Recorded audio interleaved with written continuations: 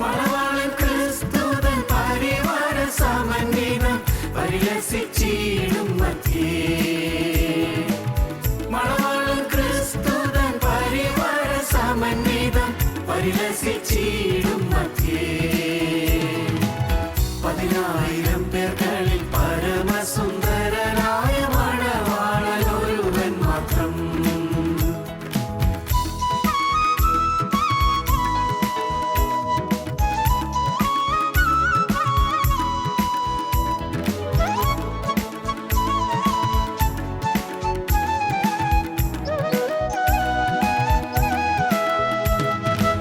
പ്രതിദിനം അവനെനിക്കലകറ്റുന്നൊരു ഉത്തമ മണവാളനാ. പ്രതിദിനം അവനെനിക്കലകറ്റുന്നൊരു ഉത്തമ മണവാളനാ. ഉത്തമ മണവാളനായി ഉത്തമ മണവാളനായി പരിലസിച്ചിടുന്നവൻ പരമമണ്ഡലങ്ങളിൽ പരിവാര സമന്വിതമായി. പരിലസിച്ചിടുന്നവൻ പരമമണ്ഡലങ്ങളിൽ പരിവാര സമന്വിതമായി. 10,000 പേർകളിൽ പരമസുന്ദരനായ മണവാളൻ ഒരുവൻ മാത്രം.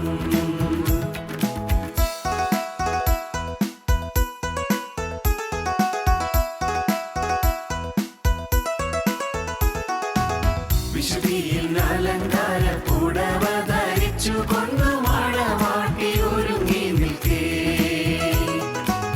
വിശുദ്ധിയിൽ അലങ്കാര പുടവ ധരിച്ചുകൊണ്ടു മണവാട്ടി ഒരുങ്ങി നിൽക്കേ.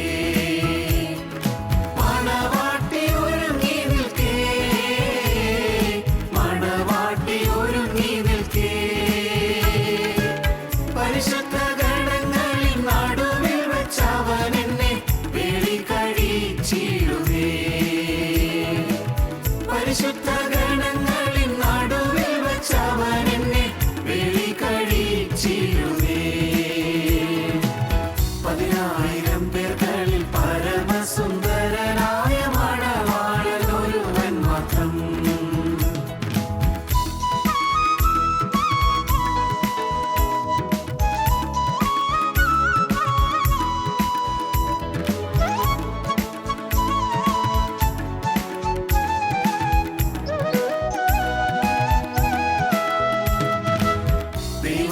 ദൈവത്തിൻ വാദ്യമേളങ്ങളെല്ലാം ഉച്ചത്തിൽ ധ്വനിച്ചിടുമ്പോ. ദൈവത്തിൻ വാദ്യമേളങ്ങളെല്ലാം ഉച്ചത്തിൽ ധ്വനിച്ചിടുമ്പോ.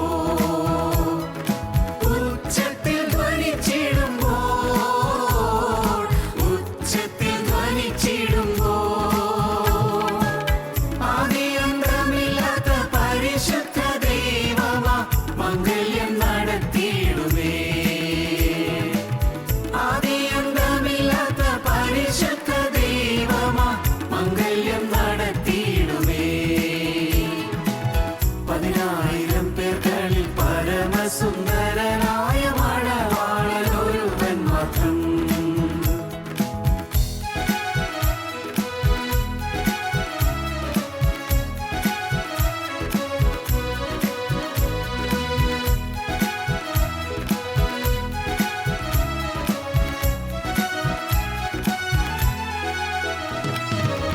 ഇവയോർത്തിട്ടാനന്ദ നൃത്തം ചെയ്യുവാൻ എന്റെ കാലുകൾ കുതിച്ചിടുന്നേ. ഇവയോർത്തിട്ടാനന്ദ നൃത്തം ചെയ്യുവാൻ എന്റെ കാലുകൾ കുതിച്ചിടുന്നേ. കാലുകൾ കുതിച്ചിടുന്നേ. കാലുകൾ കുതിച്ചിടുന്നേ.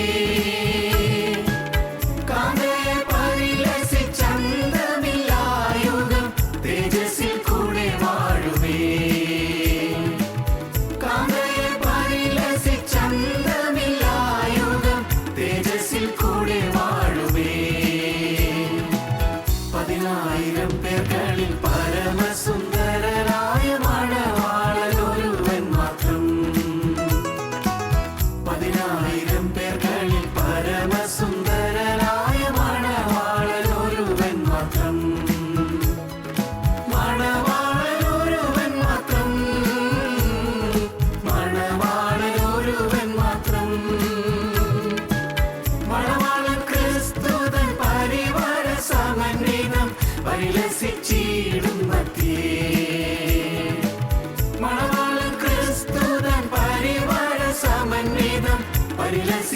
വീടും മധ്യേ 10,000 പേർകളിൽ പരമസുന്ദരനായ മണവാളനൊരുവൻ മാത്രം. ഞങ്ങളും ക്രൂശിക്കപ്പെട്ട ക്രിസ്തുവിനെ പ്രസംഗിക്കുന്നു. ദൈവത്തിന് സ്തോത്രം. കണ്ണീരെല്ലാം തോരും, സമാധാനം കൈവരും. ദൈവത്തിന് സ്തോത്രം. സന്തോഷവും ഉല്ലാസവും ഉണ്ടാകും. ഇന്നത്തെ ജീവിതത്തിൽ മ്ലാനതകൾ മാറും, ഹൃദയത്തിലെ വിഷാദങ്ങളെല്ലാം മാറും.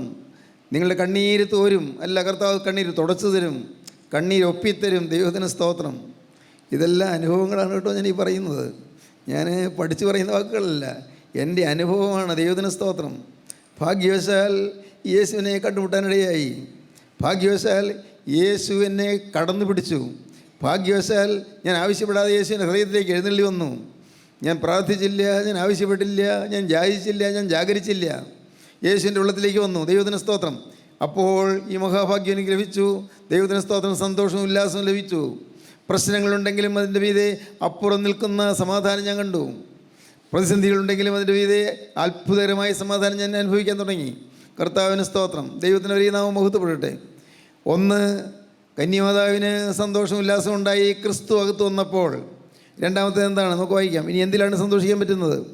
സെഫന്യാവിൻ്റെ പുസ്തകം 3-ാം അധ്യായം 14-ാം വാക്യവും യെശയ്യാപ്രവചനത്തിൻ്റെ പുസ്തകം 35-ാം അധ്യായം 10-ാം വാക്യം വായിക്കാം.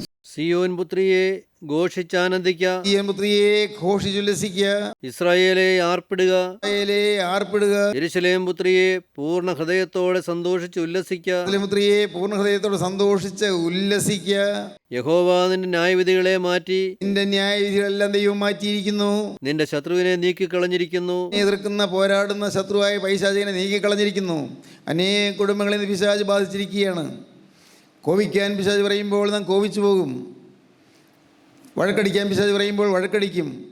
വീട്ടിൽ കലഹം ഉണ്ടാക്കാൻ പറയുമ്പോൾ കലഹം ഉണ്ടാക്കും.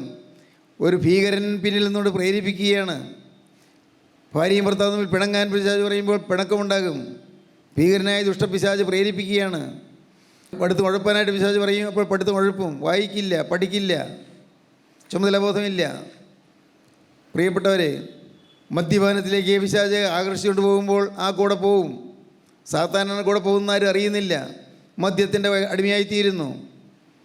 അശുദ്ധമായ ജീവിതത്തിൻ്റെ അടിമയായിത്തീരുന്നു. പല തിന്മകളുടെയും അടിമയായിത്തീരുന്നു. വഴക്കും പിണക്കവും കലഹവും ശണ്ടയും എല്ലാവിധമായ തിന്മകളും അവിശ്വാസവും അന്ധവിശ്വാസവും എല്ലാം ഇതെല്ലാം പിശാച് കൊണ്ടുവരുന്നതാണ്, സാത്താൻ കൊണ്ടുവരുന്നതാണ്. അതുമൂലം നമ്മുടെ മേൽ ന്യായവിധി വരാൻ പോകുന്നു. എന്നാൽ കർത്താവ് എന്ത് ചെയ്യുന്നു? ന്യായവിധികളെ മാറ്റി നിനക്ക് രക്ഷ തരും, സാൽവേഷൻ തരും. ന്യായവിധികളെ മാറ്റുന്നു. വലിയൊരു ന്യായവിധി നമ്മെ പ്രതീക്ഷിച്ച് നിൽക്കുന്നുണ്ട്. പ്രിയപ്പെട്ടവരെ, നാം ഇതുപോലെ ഈ ഭൂമിയിൽ ജീവിച്ചിരിക്കുന്ന കാലത്ത് ഒരു ദിവസം നാം കണ്ണടയും, മരിക്കും. നാം അനേകം ശവസംസ്കാര ശുശ്രൂഷയിൽ പങ്കെടുത്തിട്ടുണ്ടല്ലോ. അപ്പോൾ നമുക്കറിയാമല്ലോ, നാം ഇതുപോലെ ഒന്ന് മരണക്കിടക്കയിൽ കിടക്കും. അക്കാര്യം ഉറപ്പാണ്. ഒരു ദിവസം മരിക്കും. മരണത്തിന് ശേഷം എന്ത് ആരും ചിന്തിക്കാറില്ല. ഞാൻ അല്പസമയം കിട്ടിയപ്പോൾ ഒരു പുസ്തകം വായിച്ചു. ഡോക്ടർ മോറിസ് റിലീസ് ചെയ്ത പുസ്തകമാണ്. നരകത്തിലേക്ക് പോയിട്ട് തിരിച്ചു വന്നു എന്നാണ് പുസ്തകത്തിൻ്റെ ഹെഡിങ് തന്നെ. To hell and back. ദൈവത്തിന് സ്തോത്രം. അത് വായിക്കാൻ എന്താണ് കാരണം എനിക്ക് അറിഞ്ഞുകൂടാ. അത് വായിക്കണമെന്ന് തോന്നി. പുസ്തകം ഇരിപ്പുണ്ട്. പുസ്തകം തുറന്നു നോക്കി. കർത്താവേ, അനേകർ നരകത്തിലേക്ക് പോകുന്നു. ഭീകരമായ ന്യായവിധിക്ക് ശേഷം നരകത്തിലേക്ക് പോകുന്നു. നരകത്തിൻ്റെ ഭീകര ദുരിതത്തിലേക്ക് പോകുന്നു. നരകത്തിൻ്റെ ദണ്ഡനത്തിലേക്ക് പോകുന്നു. ഭയാനകമായ നരകത്തിൻ്റെ ഭീകരമായ അനുഭവത്തിലേക്ക് പോകുന്നു. കട്ടിക്കൂരിട്ടിലേക്ക് പോകുന്നു. നരകയാതനയിലേക്ക് പോകുന്നു. അത് മാറ്റിക്കിട്ടുന്നതാണ് ന്യായവിധി മാറുന്നു പറയുന്നത്. ന്യായവിധി മാറുന്നു. ന്യായവിധികളായി മാറ്റി നിനക്ക് രക്ഷ തരുന്നു എന്ന്. സ്തോത്രം. സെഫന്യാ പ്രവാചകൻ പറയുന്നതാണ്, നിൻ്റെ ന്യായവിധികളെ ദൈവം മാറ്റിയിരിക്കുന്നു, നിനക്ക് രക്ഷ വരുത്തിയിരിക്കുന്നു. ദൈവത്തിന് സ്തോത്രം. രക്ഷപ്പെടണം, രക്ഷയിൽ സന്തോഷിക്കാം. അപ്പോൾ ഉല്ലാസവും സന്തോഷവും ഉണ്ടാകുക. രക്ഷ, നിത്യരക്ഷയിൽ സന്തോഷിക്കുക. സ്നേഹിതരെ, നിങ്ങൾക്കറിയാമോ, നമുക്കൊരു മരണമുണ്ടെന്ന് അറിയാമല്ലോ. ഒരു ദിവസം നാമും കണ്ണടഞ്ഞു പോകുമെന്ന് അറിയാമല്ലോ, സംശയമില്ല. എത്രയോ പേര് കടന്നുപോയി. നമ്മൾ പൂർവികന്മാരെല്ലാം കടന്നുപോയില്ലേ? ഈ ഭൂമിയിൽ ജീവിച്ചിരിക്കുന്നവരിൽ എത്ര പേര് ഒരു 50 വർഷം കഴിഞ്ഞാൽ ഭൂമിയിൽ ജീവിച്ചിട്ടുണ്ടാകും? ഒരു 50 വർഷം കഴിഞ്ഞാൽ, പ്രിയപ്പെട്ടവരെ, അല്ല, ഒരു 100 വർഷം കഴിഞ്ഞാൽ പിന്നെ എത്ര പേര് ജീവിച്ചിട്ടുണ്ടാകും? കാര്യമായിട്ട് ആരും കാണുകയില്ല. എല്ലാവരും പോകും, അപ്പുറത്തേക്ക് പോകും. ദൈവത്തിന് സ്തോത്രം. പ്രിയപ്പെട്ടവരെ, നാം ചിന്തിക്കാറുണ്ട് ഒരു മരണമുണ്ടെന്ന്. ഒരു മരണമുണ്ടെന്ന് ചിന്തിക്കാറുണ്ടോ? നിത്യരക്ഷ വേണമെന്ന് ചിന്തിക്കാറുണ്ടോ? നിത്യമായ രക്ഷ, നിത്യമായ സ്വർഗം വേണമെന്ന് ചിന്തിക്കാറുണ്ടോ? ഇവിടെ തന്നെ എന്ത് ദുരിതമാണ്, എന്ത് നരകമാണ്, പിന്നെ ഈ മരിച്ചതിന് ശേഷമുള്ള കാര്യം എന്ത് ചിന്തിക്കാനാണെന്ന് അങ്ങനെ വാസ്തവത്തിൽ നിരുത്തരവാദമായി ചിന്തിക്കുന്ന ആളുകളുണ്ട്. മരിച്ചതിന് ശേഷമുള്ള കാര്യമൊക്കെ ചിന്തിക്കാൻ ഇപ്പോൾ നേരമില്ല. ഇവിടുത്തെ കാര്യം തന്നെ ശരിയായിട്ടില്ല. എന്നും രോഗം, എന്നും പ്രയാസം, എന്നും പ്രശ്നം, എന്നും കടം, എന്നും ദുരിതങ്ങൾ. ഇനി അങ്ങ് മരിച്ചതിന് ശേഷമുള്ള കാര്യങ്ങളൊന്നും ചിന്തിക്കാൻ ഇപ്പോൾ നേരമില്ലെന്ന് പറയുന്ന ആളുകളുണ്ട്. സ്നേഹിതരെ, ചിന്തിക്കണം, നിങ്ങൾ ചിന്തിക്കണം. വേദോസം പറയുന്നു, നിൻ്റെ മരിപ്പാൻ നീ ഒരുങ്ങിക്കൊള്ളുക, നിൻ്റെ ഗൃഹകാര്യം ക്രമത്തിലാക്കുക, നീ മരിച്ചു പോകും, സംശയിക്കണ്ട, നീ മരിച്ചു പോകും നിശ്ചയം. ദൈവം പറയുന്നു, നിൻ്റെ ഗൃഹകാര്യം നീ ക്രമത്തിലാക്കുക. കാര്യങ്ങളെല്ലാം ക്രമത്തിലാക്കിക്കൊള്ളൂ. എന്തെല്ലാം ക്രമത്തിലാക്കാനുണ്ട്? എല്ലാം ക്രമത്തിലാക്കുക. യെശയ്യാപ്രവചന പുസ്തകം 38-ാം വാക്യം വായിക്കാം. നിൻ്റെ ഗൃഹകാര്യം നീ ക്രമത്തിലാക്കുക. ആ കാലത്ത് ഹിസ്കിയാവിന് മരിക്കത്തക്ക രോഗം പിടിച്ചു. ആമോസിൻ്റെ മകനായ യെശയ്യാ പ്രവാചകൻ അവൻ്റെ അടുക്കൽ വന്ന് അവനോട്, നിന്റെ ഗൃഹകാര്യം ക്രമത്തിലാക്കുക, നീ മരിച്ചു പോകും, സൗഖ്യമാകയില്ല എന്ന് യഹോവ അരുളി ചെയ്യുന്നുവെന്ന് പറഞ്ഞു. നിന്റെ ഗൃഹകാര്യം ക്രമത്തിലാക്കുക, നീ മരിച്ചു പോകും, സൗഖ്യമാകയില്ല. പ്രിയപ്പെട്ടവരെ, അതിവേഗം ഗൃഹകാര്യങ്ങൾ ക്രമത്തിലാക്കണം. ഒന്നും ബാക്കി വെച്ചേക്കരുത്. സെൻറ്റ് പോൾ തൻ്റെ അവസാനത്തെ ലേഖനത്തിൽ, തീമോഥെയോസിന് എഴുതിയ 2-ാമത്തെ ലേഖനത്തിൽ 4-ാം അധ്യായത്തിൽ പറയും, നത്തിങ് ബി ലെഫ്റ്റ് അൺഡൺ. പൂർത്തീകരിക്കാതെ ഒന്നും ഇട്ടേക്കരുത്. നിൻ്റെ ശുശ്രൂഷ നടപടിയായി നിവർത്തിക്കുക. Nothing be left undone. പൂർത്തീകരിക്കാതെ ഇട്ടേക്കരുത്. ഒന്നും പൂർത്തീകരിക്കാതെ പോകരുത്. എല്ലാം ചെയ്ത് തീർത്തുകൊള്ളുക. ചെയ്യാനുള്ളതെല്ലാം ചെയ്ത് തീർത്തുകൊള്ളുക. സഹായിക്കേണ്ടവരെ സഹായിച്ചുകൊള്ളുക. നിങ്ങളുടെ സ്നേഹം അനേകർക്കും കൊടുത്തുകൊള്ളുക. നിങ്ങളുടെ വാത്സല്യം അനേകർക്ക് കൊടുത്തുകൊള്ളുക. നിങ്ങളുടെ കരുണ എല്ലാവർക്കും കൊടുത്തുകൊള്ളുക.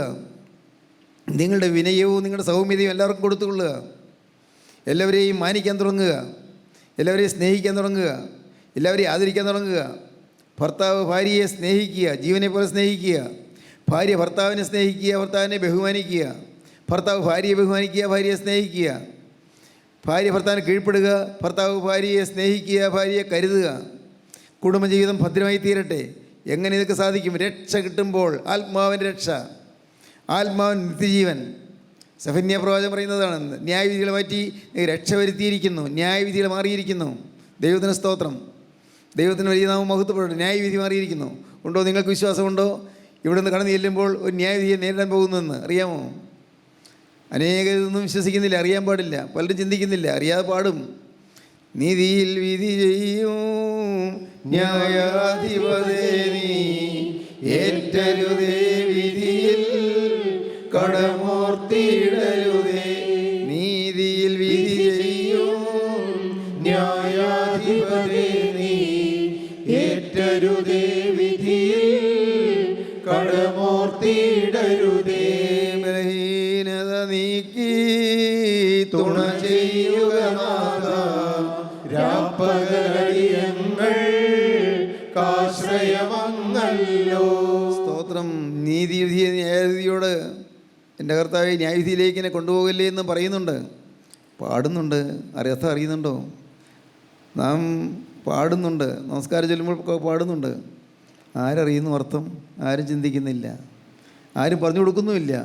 നിർഭാഗ്യവശാൽ ഇതെല്ലാം പറഞ്ഞു കൊടുക്കാനുള്ള സംവിധാനം ഇല്ല. താനും പറഞ്ഞു കൊടുക്കാനുള്ള സംവിധാനം ഇല്ലല്ലോ. സങ്കടകരമാണ്.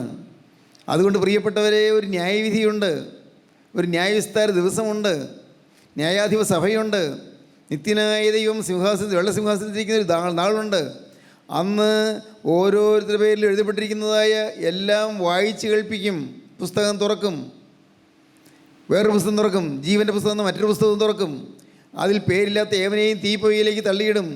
ജീവൻ്റെ പുസ്തകത്തിലൂടെ വെച്ച് പേര് സമ്പാദിക്കണം, രക്ഷപ്പെടണം. ആത്മാവിൻ്റെ രക്ഷ, ആത്മാവിൻ്റെ നിത്യജീവൻ. ഒരുപക്ഷെ പൈസ കുറഞ്ഞാലെന്ത്, ഒരുപക്ഷെ വിദ്യാഭ്യാസം കുറഞ്ഞാലെന്ത്, ഒരുപക്ഷെ വരുമാന മാർഗ്ഗങ്ങൾ ഇല്ലെങ്കിലെന്ത്, നിത്യജീവൻ പ്രാപിക്കുക. നിത്യജീവൻ നിങ്ങൾ പ്രാപിച്ചു കഴിഞ്ഞാൽ നിങ്ങൾ ക്രിസ്തുവിൻ്റെ വകയായി തീർന്നു. നിത്യനായ ദൈവം സർവ്വസമ്പന്നനാണ്. സ്തോത്രം. അഖിലണ്ഡത്തിൻ്റെ ഉടയവൻ സർവ്വസമ്പന്നനാണ്.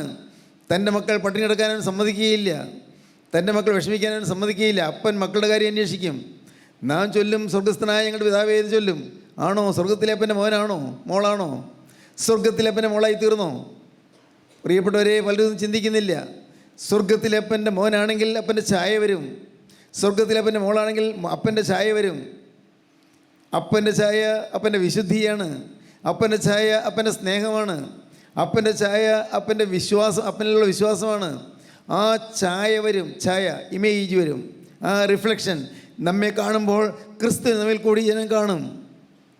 നമ്മെ കാണുമ്പോൾ ക്രിസ്തുവിൻ്റെ ആളത്വത്തെ കാണും. എൻ്റെ ദൈവമേ, ഞാൻ ഓർക്കുന്നു, കർത്താവ് എങ്ങനെയുള്ളതെന്ന് കാണുവാൻ സക്കായി ശ്രമിച്ചു, ആഗ്രഹിച്ചു. കർത്താവ് എങ്ങനെയുള്ളതെന്ന് കാണുവാൻ ആഗ്രഹിച്ചു. സക്കായി ദ്രവ്യാഗ്രഹിയാണ്, അവൻ കൊള്ളപ്പലിശക്കാരനാണ്, കൊള്ളരുത്തവനാണ്. എന്നാൽ അവന് ഒരു ദിവസം യേശു വഴിയായി പോകുമെന്ന് അറിഞ്ഞപ്പോൾ യേശുവിനെ കാണണമെന്ന് തോന്നി. യേശു എങ്ങനെയുള്ളതെന്ന് കാണുവാൻ ശ്രമിച്ചു. ദൈവത്തിന് സ്തോത്രം. യേശു എങ്ങനെയുള്ളതെന്ന് കണ്ടു എന്ന് മാത്രമല്ല, യേശുവിനെ വീട്ടിൽ കൈക്കൊണ്ടു, വീടിന് രക്ഷ വന്നു. ഇന്ന് കർത്താവ് യേശുവിനെ വിളിച്ച്, കർത്താവേ എൻ്റെ കൂടെ നീ ഒന്ന് പോരാമോ എന്ന് ചോദിക്കൂ. വെറും നിസ്സാര വാക്കല്ല ഈ പറയുന്നത്. യേശുവേ, ഇന്ന് ഞാൻ വീട്ടിലേക്ക് പോകുമ്പോൾ എൻ്റെ കൂടെ നീ ഒന്ന് പോരാമോ? എൻ്റെ കലങ്ങിയ വീട്ടിലേക്ക് നീ ഒന്ന് പോരാമോ? എൻ്റെ അനുസരണം കേട്ട മക്കളുടെ വീട്ടിലേക്ക് നീ ഒന്ന് പോരാമോ? ലോകത്തിൻ്റെ ഇമ്പങ്ങളിലും ലോകത്തിൻ്റെ വെറുക്കൂത്തിലും ആശ്രയിച്ചു പോകുന്ന ചിലരുള്ള എൻ്റെ വീട്ടിലേക്ക് നീ ഒന്ന് പോരാമോ? എൻ്റെ വീട്ടിൽ നിന്ന് എല്ലാ തിന്മയും നീ ഒന്ന് ദൂരീകരിക്കാമോ? യേശുവേ, നീ സൂര്യൻ്റെ വീട്ടിലൊന്ന് ഉദിക്കാമോ? സൂര്യൻ ഉദിക്കുമ്പോൾ ഇരുൾ മാറുന്നത് പോലെ എൻ്റെ ഹൃദയത്തിൻ്റെ ഇരുൾ മാറും. നീ വരുമ്പോൾ എൻ്റെ കുടുംബത്തിൻ്റെ ഇരുൾ മാറും. ദൈവത്തിന് സ്തോത്രം. നിത്യരക്ഷ അവകാശമാക്കണം. നിത്യരക്ഷ. ദൈവത്തിന് സ്തോത്രം. ദൈവത്തിന് വലിയ നാമം മഹത്വപ്പെടട്ടെ. സഹോദരങ്ങളെ, രക്ഷയിൽ സന്തോഷിക്കാം. സന്തോഷവും ഉല്ലാസം ഉണ്ടാകും. രക്ഷിക്കപ്പെട്ടാൽ സന്തോഷവും ഉല്ലാസം ഉണ്ടാകും. രക്ഷിക്കപ്പെടുന്ന വാക്ക് കേൾക്കുമ്പോൾ ചിലർക്ക് അലർജിയുണ്ട്. രക്ഷിക്കപ്പെടുന്നു പറഞ്ഞാൽ പൂർത്തിയായി എന്നല്ല അതിൻ്റെ അർത്ഥം. ഒരു കുഞ്ഞ് ജനിച്ചു എന്നാണ്. ഒരു ശിശു ജനിച്ചു, രക്ഷിക്കപ്പെട്ടു.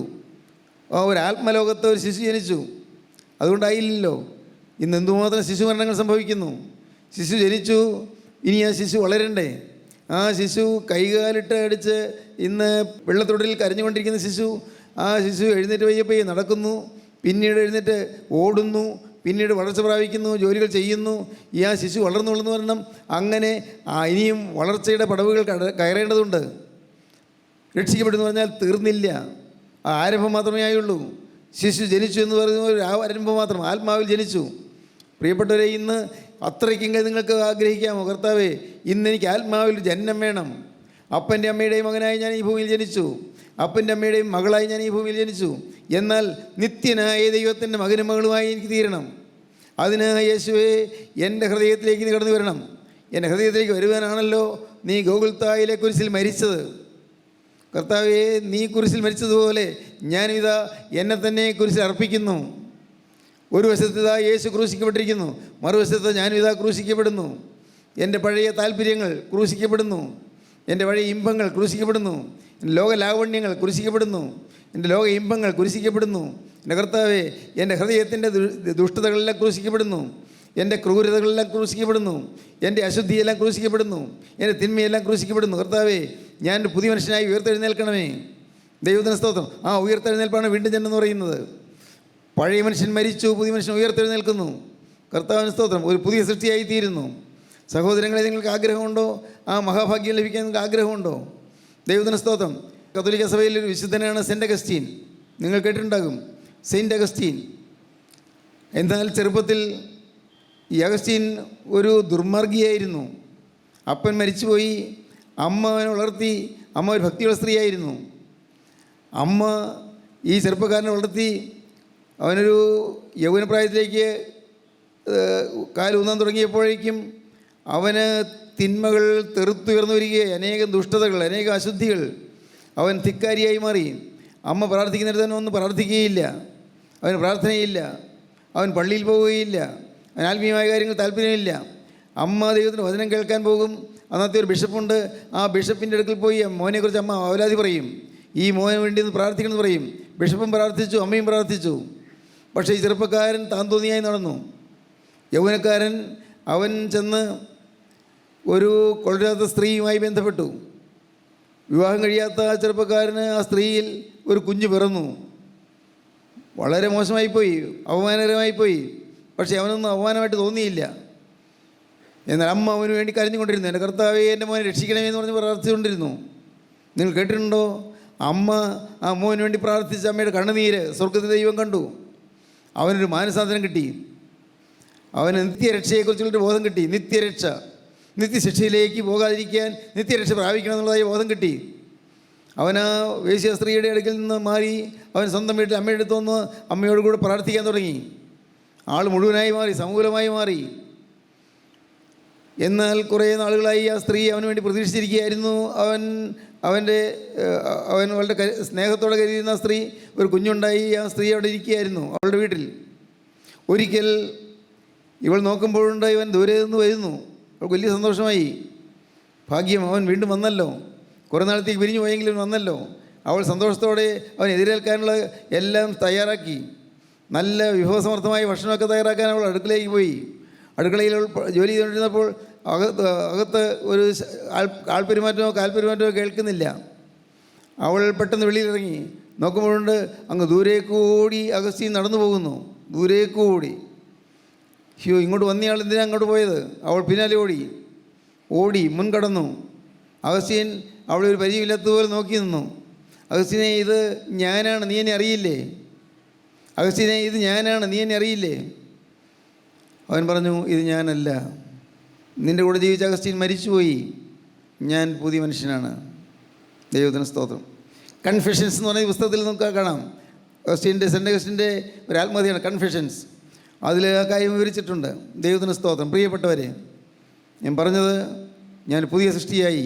പഴയ ആളല്ല. പഴയ കോപം എവിടെ പോയി? പഴയ വാശി എവിടെ പോയി? പഴയ ദുശാഠ്യം എവിടെ പോയി? പഴയ കലഹസ്വഭാവം എവിടെ പോയി? പഴയ അശുദ്ധ ചിന്തകളെവിടെ പോയി? പഴയ അഴുക്കായ വികാരങ്ങളെവിടെ പോയി? എല്ലാം പോയിരിക്കുന്നു, എല്ലാം മാറി. പ്രിയപ്പെട്ടവർ, അങ്ങനെ അനുഭവമുണ്ട്. നിങ്ങൾ കൊതിക്കണം ഈ അനുഭവത്തിന് വേണ്ടി. പഴയതെല്ലാം മാറി ഒരു പുതിയ ജീവിതം, ക്രിസ്തുവിൽ പുതിയ സൃഷ്ടി. വേദപുസ്തകം പറയുന്നു, ഒരുത്തൻ ക്രിസ്തുവായാൽ അവൻ പുതിയ സൃഷ്ടിയാകുന്നു. പഴയത് കഴിഞ്ഞുപോയി, ഇതാത് പുതുതായി തീർന്നിരിക്കുന്നു. അതിനൊക്കെയും ദൈവം തന്നെ കാരണഭൂതൻ. എങ്ങനെ പുതിയ സൃഷ്ടിയായിത്തീരാം? ക്രിസ്തുവിൻ്റെ രക്തത്താൽ. ആ തിരുരക്തത്തിൻ്റെ ഒരു തുള്ളി നിങ്ങളുടെ മേൽ വീണാൽ നിങ്ങൾ പുതിയ സൃഷ്ടിയായിത്തീരും. എൻ്റെ സഹോദരങ്ങളെ, നിങ്ങൾ കേൾക്കൂ. ഇന്ന് നിങ്ങൾ വിശ്വാസത്തോടിരിക്കുമെങ്കിൽ, കർത്താവിൻ്റെ വാക്ക് പറയുമെങ്കിൽ, യേശുവേ, ഇന്ന് നിന്റെ തിരുമാറിൽ നിന്നൊഴിയ തിരുരക്തത്തിൻ്റെ ഒരു തുള്ളി എൻ്റെ മേലൊന്ന് പതിയണമേ. കർത്താവേ, തിരുവിലാവിൽ നിന്നൊഴിയ തിരുരക്തം ഒരു തുള്ളി എൻ്റെ നെറ്റിയിലൊന്ന് പതിയണമേ. കർത്താവേ, എൻ്റെ സകല പാവവും പോക്കി ശുദ്ധീകരിക്കുന്ന തിരുരക്തം എന്നെ ഇന്ന് കഴുകണമേ. പ്രിയപ്പെട്ടവരെ, നിങ്ങൾക്ക് കിട്ടും, ലഭിക്കും. നിങ്ങൾ വിശ്വസിക്കൂ. പഴയതെല്ലാം പോകും. അതും അടുക്കാതാകും. മദ്യപാനം മാറും, കൊള്ളരാത്ത കൂട്ടുകെട്ടുകൾ മാറും, ചീത്ത ബന്ധങ്ങൾ മാറും, അശുദ്ധമായ ജീവിതം മാറും, ഹീനമായ വികാരങ്ങൾ മാറും, മ്ലേച്ഛമായ മോഹങ്ങൾ മാറും, എല്ലാം മാറും. പ്രിയപ്പെട്ടവരെ, അശുദ്ധി എല്ലാം മാറിയിട്ട് നിങ്ങൾ പുതിയ സൃഷ്ടിയായിത്തീരും. ഒരുത്തൻ ക്രിസ്തുവിലായാൽ അവൻ പുതിയ സൃഷ്ടിയാകുന്നു. പഴയത് കഴിഞ്ഞുപോയി, ഇതാത് പുതുതായി തീർന്നിരിക്കുന്നു. ക്രിസ്തുവിലാകുക. ടു ബി ഇൻ ക്രൈസ്റ്റ്, ക്രിസ്തുവിലാകുക. ദൈവത്തിന് സ്തോത്രം. ദൈവത്തിന് വലിയ നാമം മുഹൂർത്തപ്പെട്ടു. 17-ാമത്തെ വയസ്സിൽ എനിക്ക് കിട്ടിയ ഭാഗ്യം അതാണ്, ക്രിസ്തുവിലായി. അത് ദൈവം കൊണ്ടുവന്ന് തന്നതാണ് എനിക്ക്. ദൈവത്തിന് സ്തോത്രം. ഞാൻ പറഞ്ഞല്ലോ, ഞാൻ ആഗ്രഹിച്ചതല്ല, ഞാൻ പ്രാർത്ഥിച്ചതല്ല. എനിക്ക് ദൈവം കരുണയാൽ കൊണ്ടുവന്നു തന്ന വചന സൂക്ഷിക്ക് പോകാനിടയായി, ഭാഗ്യമായി. ദൈവത്തിന് സ്തോത്രം. പ്രിയപ്പെട്ടവരെ, ഇന്ന് ഈ വാക്കുകളെ കേൾക്കുന്ന നിങ്ങൾ ഓരോരുത്തരും ഇപ്പോൾ കർത്താവിനോട് പറയണം, കർത്താവേ, എന്നൊരു പുതിയ സൃഷ്ടിയാക്കി തീർക്കണമേ. എൻ്റെ കോപം മുഴുവൻ മാറ്റണമേ. എൻ്റെ കുടുംബം കലങ്ങാനിടയത് എൻ്റെ കോപം കൊണ്ടാണ്. ഞാനാണ് ഉത്തരവാദി. കർത്താവേ, എൻ്റെ കോപത്തെ നീ മാറ്റണമേ. എൻ്റെ സാഠ്യപ്രകൃതി, എൻ്റെ അനുസരണക്കേട്, വചനത്തോട് ബഹുമാനമില്ലായ്മ, എൻ്റെ കർത്താവ്, ഇതെല്ലാം എന്നിൽ നിന്ന് മാറ്റിത്തരണമേ. എന്നെ ഒരു പുതിയ സൃഷ്ടിയാക്കി മാറ്റണമേ. നിങ്ങൾ പ്രാർത്ഥിക്കുക പ്രിയപ്പെട്ടവർ. കാണാം, നിങ്ങൾക്ക് ഐശ്വര്യം ഇരച്ചു വരുന്നത്. നിങ്ങളുടെ മക്കൾ അനുഗ്രഹിക്കപ്പെടുന്നത് കാണാം. നിങ്ങളുടെ മക്കൾ വളർന്നു വരുന്നത് കാണാം. നിങ്ങളുടെ മക്കൾ ശോഭനമായ ഭാവി നേടുന്നത് നിങ്ങൾക്ക് കാണാം. നിങ്ങൾ അത്ഭുതത്തോടെ ഇവരെ സ്തുതിക്കാൻ തുടങ്ങും. എൻ്റെ കർത്താവേ, ഇത്രയും കാലം നഷ്ടപ്പെട്ടു പോയ കാലങ്ങൾ, ഇത്രയും കാലം പാഴായിപ്പോയ കാലങ്ങൾ, നാഥ, ഒരു വിശുദ്ധ ജീവിതത്തിൻ്റെ സൗഭാഗ്യം എനിക്ക് തരണമേ. നിങ്ങൾ പ്രാർത്ഥിക്കൂ. കർത്താവിന് സ്തോത്രം. ദൈവത്തിന് വലിയ നാമം മഹത്വപ്പെടട്ടെ. ദൈവത്തിന് സ്തോത്രം. ഇന്ന് ഇത് കേട്ടുകൊണ്ടിരിക്കുമ്പോൾ ഇപ്പോൾ ഇതാ കർത്താവ് നിങ്ങളുടെ അടുക്കൽ വന്ന് ഹൃദയത്തിലേക്ക് മുട്ടിക്കൊണ്ട് നിൽക്കുന്ന ക്രിസ്തുവിനെ നിങ്ങൾ വെറുതെ പറഞ്ഞു വിടരുത്. അവൻ അധികാരിയാണ്. അവൻ അധികാരമുള്ളവനാണ്. അവൻ സ്വർഗത്തിൻ്റെ അധിപതിയാണ്. അവൻ നിത്യജീവൻ്റെ ഉടമയാണ്, നിത്യജീവൻ്റെ അധിപതിയാണ്. അവനെ നിങ്ങൾ വെറുതെ വിടല്ലേ. നിങ്ങൾക്ക് സ്വർഗം തരാനാണ് വന്ന് മുട്ടുന്നത്. നിങ്ങളെ സ്വർഗീയ സന്തോഷത്തിലേക്ക് ആനയിക്കാനാണ് മുട്ടുന്നത്. സന്തോഷവും ഉല്ലാസവും തരുവാനാണ് നിങ്ങൾ ഹൃദയത്തെ വന്ന് മുട്ടുന്നത്. ഇപ്പോൾ നിങ്ങളുടെ ഹൃദയം നിങ്ങൾ തുറക്കുക. എങ്ങനെ?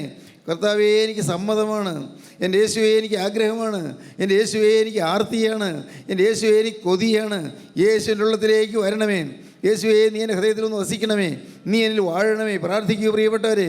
യേശുവിനോട് നിങ്ങൾ പറയും, യേശുവേ എന്നെ കടന്നു പോകല്ലേ, എന്നെ അനുഗ്രഹിക്കാതെ പോകല്ലേ കർത്താവേ, എൻ്റെ അനാഥത്വം മാറ്റാതെ നീ പോകല്ലേ, എൻ്റെ അഗതിത്വം മാറ്റാതെ നീ പോകല്ലേ, എൻ്റെ ആത്മീയമായ ജീർണാവസ്ഥ മാറ്റാതെ നീ പോകല്ലേ, എന്നെ വിശുദ്ധനാക്കി മാറ്റണമേ, എന്നെ ശുദ്ധിമതിയാക്കി മാറ്റണമേ, എൻ്റെ മേൽ നിൻ്റെ കരം വയ്ക്കണമേ, നാഥ തൃക്കരൻ്റെ നീട്ടണമേ, എന്നെ നീ അനുഗ്രഹിക്കണമേ. നിങ്ങൾ പ്രാർത്ഥിക്കൂ പ്രിയപ്പെട്ടവരെ. ഇത് അനുഗ്രഹത്തിന് സമയമാണ്. യാചിക്കേണ്ടും സമയം ഇതാ, മോചിക്കും നാഴിക ഇത് തന്നെ. ഇത് നമസ്കാരത്തിന് സമയം, ഇത് തന്നെ കരുണാസമയം. ഈ സമയം നഷ്ടപ്പെടുത്താതെ നിങ്ങൾ കർത്താവിനോട് പ്രാർത്ഥിക്കും, കർത്താവേ എന്നെ തൊടണമേ, എന്നെ സ്പർശിക്കണമേ, എൻ്റെ തലമേൽ തൃക്കരം വയ്ക്കണമേ. Hallelujah hallelujah. യേശുവേ നിൻ്റെ തൃക്കരം എൻ്റെ തലമേൽ വയ്ക്കണമേ, എന്നെ അനുഗ്രഹിക്കണമേ, എന്നെ നിൻ്റെ മകനാക്കി തീർക്കണമേ, എന്നെ നിൻ്റെ മകളാക്കി തീർക്കണമേ. രക്ഷയുടെ സന്തോഷം എനിക്ക് തരണമേ നാഥ, സന്തോഷവും ഉല്ലാസവും തരണമേ, രക്ഷയുടെ സന്തോഷം കൊണ്ട് നിറയ്ക്കണമേ. കന്യമറിയാനെ പോലെ വിനയത്തോടെ ഞാൻ ഇതാ നിന്നെ സ്വീകരിക്കുന്നു. ഇതാ ഞാൻ കർത്താവിൻ്റെ ദാസി, നിൻ്റെ വാക്ക് എനിക്ക് ഭവിക്കട്ടെ. പ്രാർത്ഥിക്കൂ, സമർപ്പിക്കൂ, യേശുവിനായി ജീവിതം തുറന്നു കൊടുക്കൂ. യേശുവിൻ്റെ ഹൃദയത്തിലേക്ക് വരട്ടെ. യേശുവിൻ്റെ നാമം മഹത്വപ്പെടട്ടെ. ദൈവത്തിന് സ്തോത്രം. ഒരു നിമിഷം നമുക്ക് പ്രാർത്ഥിക്കാം. കാരുണ്യവാനായ ഞങ്ങളുടെ സ്വർഗീയ പിതാവേ, അനുഗ്രഹീത നിമിഷങ്ങൾക്കായി നന്ദിയോടെ സ്തോത്രം. തിരുവചനങ്ങൾക്കായി സ്തോത്രം. ദിവ്യ സന്ദേശത്തിനായി സ്തോത്രം. അവിടെ നിങ്ങളുടെ കൂടെ തന്നെ ഉള്ളതിനായി സ്തോത്രം. അപ്പോൾ ഈ ജനത്തെ സ്പർശിച്ച് അനുഗ്രഹിച്ച് എഴുന്നേൽപ്പിക്കണമേ എന്ന് പ്രാർത്ഥിക്കുന്നു. എല്ലാവരെയും അനുഗ്രഹിക്കണമേ. യേശു ക്രിസ്തുവിൻ്റെ പരിശുദ്ധമായ നാമത്തിൽ പ്രാർത്ഥിക്കുന്നു. കൃപയോടെ കേൾക്കണമേ. ആമീൻ. ഹല്ലേലൂയ. ദൈവത്തിന് സ്തോത്രം.